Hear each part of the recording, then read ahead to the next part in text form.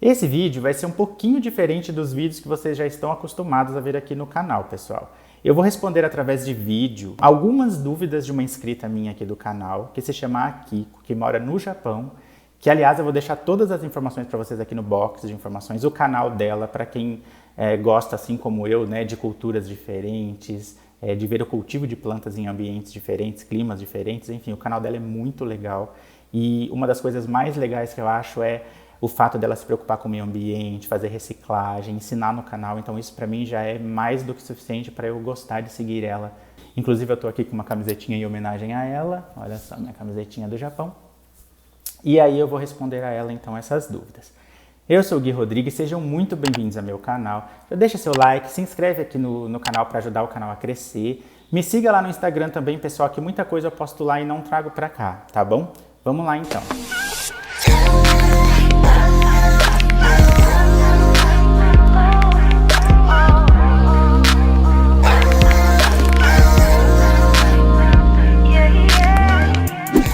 Bom, eu vou começar o vídeo, pessoal, passando aqui na televisão para vocês um pedacinho do vídeo dela, que eu vou deixar aqui na descrição o link do vídeo completo para quem tiver curiosidade de assistir.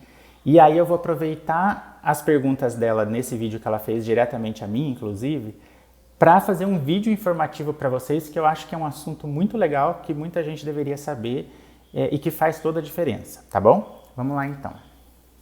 Gente, eu queria que alguém me explicasse quem foi que dá nome para suculenta, gente. Por que colocar nome composto e os nomes serem tão complicados, gente? Eu, como estou começando a mexer agora com as suculentas, eu começo a pesquisar os nomes, né? E essa daqui, como foi aquela lá que eu encontrei, lembro que eu falei para vocês, eu pesquisei o nome dela e descobri que chama Kalanchoe de Lagoensis. Gui Rodrigues, por favor, você que é o bambambam aí das suculentas, diz pra mim se eu tô certa, que se é esse nome mesmo.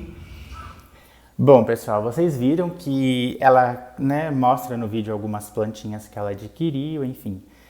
E isso é muito legal, pessoal, o que ela faz, por exemplo, que, assim, eu acredito que é um dos principais passos de alguém que quer começar a cultivar suculentas ou qualquer planta, né? Não necessariamente suculentas, mas assim, qualquer cultivo de planta. Eu acho que o primeiro passo de sucesso para você conseguir cultivar bem a qualquer planta dentro da sua casa é saber, né, quais são as necessidades mínimas que aquela planta precisa, né? Luz, nutrientes, substrato, enfim. E a forma mais fácil de você encontrar essas informações é buscando na internet através do nome da planta. Bom, eu vou falar nesse vídeo especificamente sobre taxonomia, que a taxonomia nada mais é do que uma parte de um sistema de estudos, né, dos seres vivos, que dita as regras, né, para as nomenclaturas, para a classificação, enfim, de todos os seres vivos que existem, né, inclusive das plantas. Então, para entender um pouquinho sobre a taxonomia, né, sobre a nomenclatura das plantas, é muito importante a gente entender, por exemplo, como que é feito, né, essa identificação das plantas, né, essa classificação. Basicamente, pessoal, além de todo o estudo por trás de genoma, né, é estudado a planta como um todo, né, todas as características físicas dessa planta. Mas de todas as partes da planta, a única que é considerada realmente importante para a classificação dela é o órgão reprodutor da planta, que nada mais é do que as flores e o fruto. E essa é uma parte muito interessante da classificação, porque o que acontece? A flor é a única estrutura da planta que não pode, entre aspas, né, não pode sofrer nenhum tipo de modificação, porque a planta depende da flor para poder se reproduzir, né? Então, a flor ela tem que ter o encaixe perfeito do seu inseto ou ave polinizadora, né?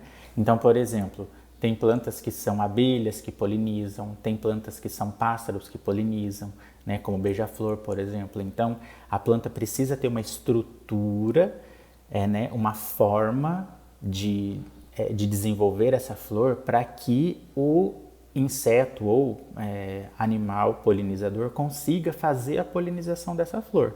Então, por exemplo, o figo, ele tem toda uma estrutura interna, né, onde a vespa entra dentro, faz a polinização e sai por aquele buraquinho e aí vira o fruto.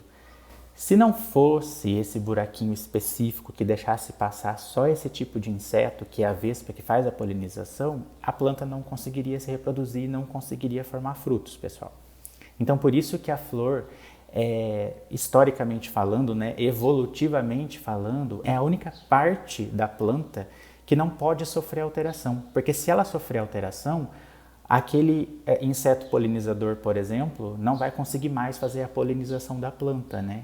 Então, se ela mudar o cheiro, por exemplo, tem plantas que atraem, né, o seu inseto polinizador pelo cheiro, né, ou pela cor da flor. Então, tudo isso depende de como que ela atrai o inseto polinizador. Então, se ela mudar qualquer estrutura desse órgão reprodutor, ela corre o risco, né, de que as suas flores não sejam mais polinizadas. É claro que existe aí o processo de evolução e pode acontecer algum tipo de mudança, mas é a estrutura da planta que tem a mínima chance de sofrer alterações. Então, por isso que ela é levada em consideração como a parte mais importante na classificação de uma planta. Bom, então a gente sabendo como que é feita a classificação, eu vou explicar agora por que se usa o latim, né, para os nomes científicos da planta, por que se usa nome científico e por que é composto. Bom, pessoal, o latim é usado, né, na classificação basicamente por duas características. O latim é uma língua morta e o que isso significa? É uma língua que não sofre mais nenhum tipo de modificação, né? Porque como não é uma língua mais falada em nenhum país, ela não sofre atualizações. Não é igual o português, por exemplo, que sofre modificações de acento, de significados, de acrescentar ou retirar palavras, enfim. O latim ele não sofre esse tipo de mudança, então isso é muito importante, porque por ser uma língua usada na classificação, ela precisa ser identificável e entendível, né, em qualquer idioma. Então por isso que é muito importante que seja uma língua morta. E em segundo lugar, o latim, né, foi uma das primeiras línguas a serem usadas em alguns sistemas de classificação, de nomenclatura e tudo mais. Então já existe em praticamente todas as línguas, né, táxons, que são palavras que se originaram do latim. Aliás, a maioria das palavras que a gente conhece, né, nas línguas aí mais modernas, elas derivaram do latim. Então já existe uma certa identificação, né, com a língua. Então, por isso que o latim é utilizado para fazer essas classificações. E por que tem o nome duplo? Porque existe uma necessidade na classificação de separar as plantas, né, em caixinhas, digamos assim, né? Então, o que acontece? Existe uma cadeia, né, de classificação, onde tem o reino, enfim, todas aquelas subsequências, até chegar na família, no gênero e na espécie. Então, na teoria, né, o nome científico é composto por duas palavras, mas pode existir espécies aí com 3, 4 nomes, 4 palavras, né, para compor o nome, por conta das subespécies, dos cultivares e dos híbridos aí que vão surgindo conforme as plantas vão evoluindo. Mas os dois nomes são básicos, né? Toda planta e todo animal tem 2 nomes para a sua classificação genérica, digamos assim, que é o primeiro nome, ele diz respeito a qual gênero ele pertence, que basicamente é assim, todos os cachorros pertencem ao gênero Canis, que é o gênero, né, do cachorro. Porém, pode existir vários tipos diferentes de cachorro, né? Como, por exemplo, o lobo. O lobo é Canis lupus. Lupus é a espécie daquele bicho, né, daquele cachorro, digamos assim. E o cachorro doméstico, por exemplo, é o Canis familiaris. Então, familiaris é a espécie daquele cachorro. Então, por que é importante saber, né, os 2 nomes? Porque o gênero em si não diz muita coisa sobre aquele bicho ou sobre aquela planta, né? Porque pode existir dentro do mesmo gênero, por exemplo, plantas com necessidades diferentes, né, de solo, de luz, enfim. Então, por isso que é importante saber os 2 nomes. E existem os 2 justamente para você fechar ela dentro de um quadradinho, né, de uma caixinha, onde todas as plantas daquela espécie, elas têm as mesmas características, têm as mesmas necessidades e, enfim, é a mesma planta. Por isso que é importante. Então, para explicar algumas dúvidas da Kiko, nesse vídeo que ela mostra aqui, pessoal, ela encontrou a identificação da planta, né? Ela fala no vídeo, inclusive, e ela me pergunta se o nome que ela encontrou está correto. A identificação da planta está correta. O que não está correto, pessoal? Somente a pronúncia. Por quê? Assim como todas as línguas que a gente conhece aí no mundo, né, hoje, o latim, apesar de ser uma língua morta, ele também tem algumas regras de pronúncia. Então eu vou explicar para vocês um pouquinho, né, de algumas regras da pronúncia do latim, tá bom? Então, por exemplo, CH em latim tem som de K. Então, muita gente fala Echeveria, mas na verdade o correto é Echeveria, porque CH tem som de K. Então, o correto é Echeveria e não Echeveria, tá bom? Outra regra, os ditongos, né, na palavra em latim, tem som de E. Então, o E, por exemplo, se lê E. A E tem som de E. Então, a gente pronuncia os ditongos falando E. Então, por exemplo, a família das Araces se escreve Araceai, mas se lê Arace, porque o ditongo tem som de E, tá bom? E aí uma outra regra, que é o pH. O pH em latim tem som de F. Muita gente vê, por exemplo, já viu farmácias escritas com pH. Farmácia, né, com pH, mas se lê farmácia. Philodendron, por exemplo, se escreve PHI, né, Philodendron, mas se lê Philodendron, porque o pH tem som de F. Então, basicamente, as principais regras do latim são essas. Então, por que a identificação que ela encontrou dessa plantinha, só a pronúncia está errada? Porque tem duas partes da palavra que precisam mudar, né, na hora de falar. Então, o CH do calanchoi, o CH se lê K, e o oi do final da palavra se lê E. Então, o gênero correto dessa planta que ela encontrou é calanque e não calanchoi, tá bom? E aí, pessoal, no decorrer do vídeo, ela pergunta, por exemplo, por que algumas espécies têm um nome tão complexo. E realmente, pessoal, tem nome que é muito difícil de pronunciar, mesmo você sabendo a pronúncia correta. E aí eu anotei alguns exemplos para explicar para vocês por que não é tão simples responder essa pergunta. Então, por exemplo, algumas palavras, ela tem a estrutura formada de uma forma, né, que diz alguma coisa sobre aquela planta. Em que sentido? Eu vou dar um exemplo aqui para vocês. Philodendron, por exemplo. A estrutura morfológica da palavra é dividida em duas partes. Então, philo vem do grego phylon, que significa folha, e dendron também vem do grego, que significa árvore. Então, é como se fossem árvores, né, pequenas árvores que dão folhas. E aí vem aquela história, nossa, mas tanta planta pode ser uma árvore que dá folhas, e é por isso que vem o segundo nome como espécie, né? Porque daí, pelo segundo nome, que é a espécie, você consegue dizer, então essa planta não é uma frutífera, por exemplo. Aí o segundo exemplo que eu trouxe aqui para vocês é uma palavra que não tem essa morfologia que explica algo sobre a planta, que é Echeveria. A Echeveria, né, a palavra Echeveria, ela não tem um significado por trás dela. Na verdade, por que o gênero Echeveria ganhou esse nome? Então, um botânico suíço, pessoal, lá em 1928, né, chamado Augustin, ele nomeou esse gênero em homenagem a um botânico muito famoso, né, lá do México, que se chamava Atanásio Echeveria y Godoy. Então, esse botânico naturalista lá do México, e aí, por que é esse naturalista lá do México? Porque a grande maioria das echevérias são originárias do México, né? E quando esse botânico suíço Augustin começa a estudar essas plantas e ele percebe que a grande maioria tem origem lá no México, ele resolve dar um nome para esse gênero em homenagem a esse botânico lá do México, que era muito famoso na época, enfim, e que trouxe muitos benefícios para a botânica.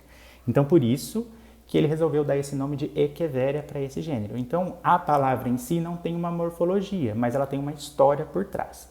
Então, existem muitos nomes, pessoal, que Você consegue, através da morfologia, descobrir algo sobre a planta, mas muitos você também não consegue. E aí, no vídeo dela, um pouquinho mais para frente dessa parte, ela mostra uma outra planta que está num vasinho, que ela se refere a essa planta como Echeveria.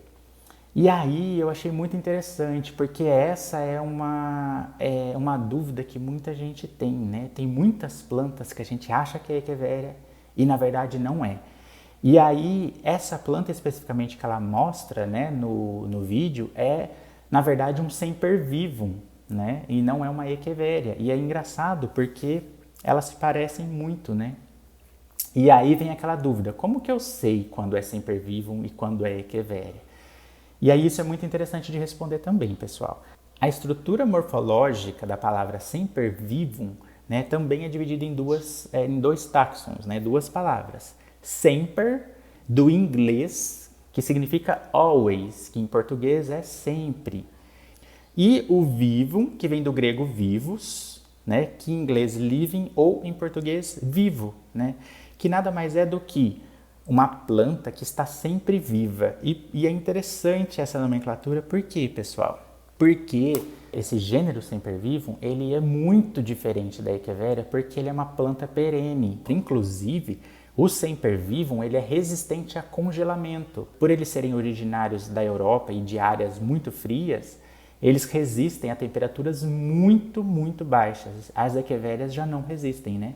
Quem mora, por exemplo, em países onde o inverno é muito rigoroso e as temperaturas caem abaixo de zero, precisa recolher as Echeverias, por exemplo, para dentro de casa, porque senão elas morrem congeladas. Os sempervivum não, eles resistem a essas temperaturas muito baixas. Uma outra forma de diferenciar é a Echeveria, ela solta, né, uma haste floral com várias florzinhas na ponta, normalmente sai, né, do meio das folhas ali, solta essa haste, né, abre as flores, floresce e depois essa haste morre.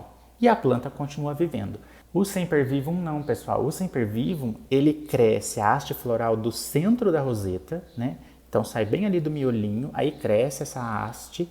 Aí lá na ponta dessa haste ele solta algumas flores que depois viram mudas. E aí a planta mãe, que é a matriz, morre e deixa outros filhotinhos, digamos assim, né? Outros bebezinhos.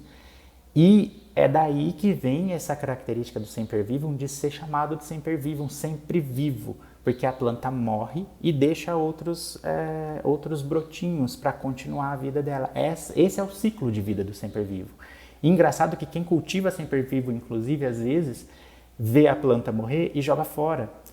E, na verdade, se você jogar fora, você está jogando uma planta viva fora, porque o sempervivum, ele depois brota todos os brotinhos de novo e ele renasce de novo e começa todo o ciclo de novo. E aí, pessoal, para finalizar o vídeo, eu só queria comentar com vocês que as classificações que existem hoje em dia, né, que a gente conhece, elas não são necessariamente eternas. Como eu disse para vocês lá no começo do vídeo, pessoal, o mais atual sistema de classificação e de estudo, né, das plantas, ele leva em consideração a parte evolutiva da planta, que antes não era, né, levada em consideração.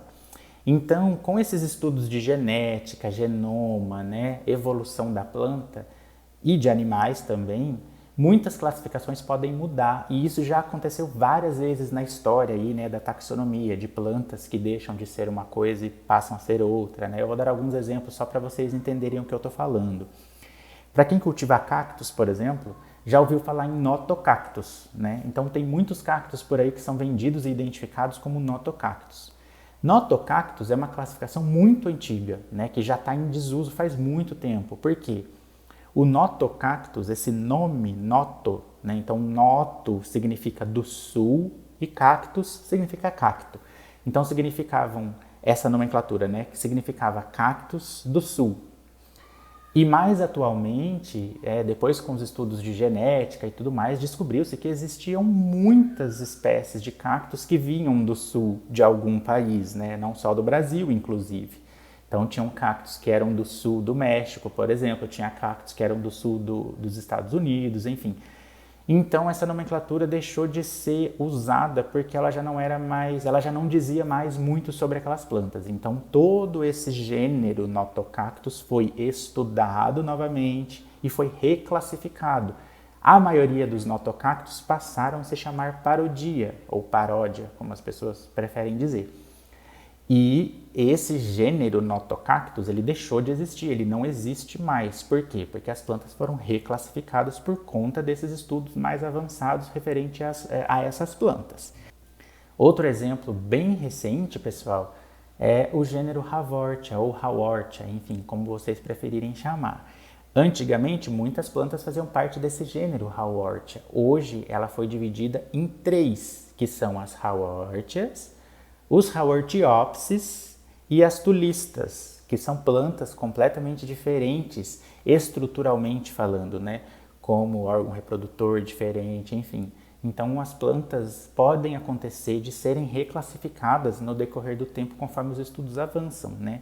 E aí vem uma questão que talvez as pessoas não aceitem, mas as classificações, elas não são feitas para a gente gostar. Então, não é porque eu gosto mais da palavra ou da nomenclatura Notocactus que está correto eu usar Notocactus. Se existe uma classificação mais atual daquela planta que diz que aquela planta não é Notocactus e é um paródia, é porque ela é um paródia, né? Então, não é gostar ou não gostar. Existe a nomenclatura mais recente, então a gente tem que usar a nomenclatura mais recente, né? Não tem essa de eu gosto mais ou eu gosto menos. É simples assim. Então é isso, pessoal. Eu espero que esse vídeo tenha sido útil para vocês de alguma forma, que eu tenha trazido conhecimento, informação para vocês. Espero ter ajudado aí a Kiko nas dúvidas que ela tinha, né, referente à nomenclatura das plantas. E aí eu queria saber de vocês, pessoal, que esse tipo de vídeo poderia virar um quadro, por exemplo, aqui do canal, né? Eu respondendo inscritos, por exemplo. É claro que eu não vou conseguir responder a todo mundo através de vídeo, mas quando o assunto for bem interessante, por exemplo, e eu achar que vale a pena fazer um vídeo para responder alguma pergunta de algum inscrito, talvez seria interessante. Então poderia virar um quadro, por exemplo, de respondendo aos inscritos. O que vocês acham? Me deixa aqui nos comentários que eu quero saber de vocês, se vocês gostaram, se vocês querem que eu torne isso aqui um quadro do canal, e aí eu providencio para vocês, tá bom? Fiquem com Deus, muito grato pela presença de vocês até aqui. Um beijo e até mais. Tchau!